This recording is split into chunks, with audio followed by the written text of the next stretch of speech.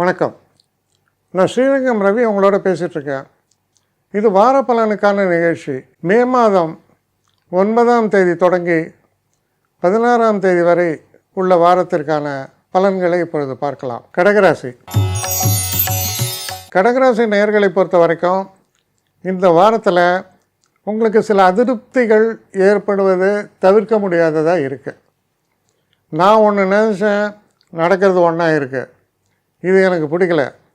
அப்புறம் இந்த உலகத்தில் யாருமே என்னை புரிந்து கொள்ளவே இல்லை, நான் ஏதோ ஒரு தனிப்பட்ட ஒரு ஆளாக நான் நிற்கிறேன், இப்படியெல்லாம் எண்ணங்கள் ஏற்படும். ஒரு மைண்டில் என்னடா உலகம் இது அப்படின்னு ஒரு ஃப்ரஸ்ட்ரேஷன் இதெல்லாம் வரும். ஆனால் இதெல்லாம் சமாளிக்கிறதுக்கு தான் நீங்கள் இருக்கீங்க.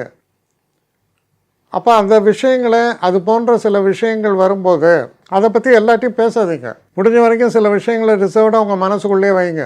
சில நேரங்களில் நீங்கள் நினைக்கலாம், என்னுடைய திறமைக்கு எனக்கு அங்கீகாரம் இல்லைன்னு சொல்லி சண்டை போடாதீங்க. ஏன்னா சண்டை போடுறதுனால என்ன ஆகும், உங்களுடைய கோபம் உங்களுடைய வீக்னஸை காமிக்கும். உங்களுடைய எதிராளிகள் இதை ஒரு நல்ல ஆப்பர்ச்சுனிட்டியாக எடுக்கலாம். அதனால் அமைதியாக இருக்கணும். அப்போ இந்த மெச்சூரிட்டி, பொறுமை, நிதானம் இதெல்லாம் ரொம்ப ரொம்ப அவசியம் இந்த வாரத்தை பொறுத்த வரைக்கும். கெடுதல்னு எதுவும் இருக்காது. ஆனால் சில நேரங்களில் நமக்கு ஒரு இரிட்டேஷன் வர அளவுக்கு இருக்கும். இப்போது ஒரு விருந்தாளியாக நீங்கள் ஒரு இடத்துக்கு போகிறீங்க, சுற்றி இருக்கவங்களாம் வாங்க வாங்க வாங்கன்னு சொல்லிட்டு நீங்களும் வந்துட்டிங்களா வாங்க அப்படின்ற மாதிரி.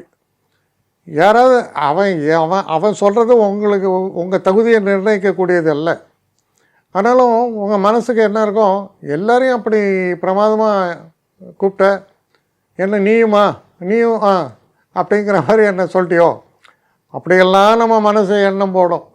அதனால் நிறைய சில நேரங்களில் சென்சிட்டிவிட்டி, அதனால் வரக்கூடிய சில பிரச்சனைகள்லாம் இருக்கலாம். அதனால் இந்த வாரத்தில் நீங்கள் கடைபிடிக்க வேண்டிய முக்கியமான ஒரு விஷயம் என்னென்னா பொறுமை, நிதானம். அதே மாதிரி மனசில் தோன்றியதை தோன்றியபடி சட்டுன்னு பேசிடாதீங்க.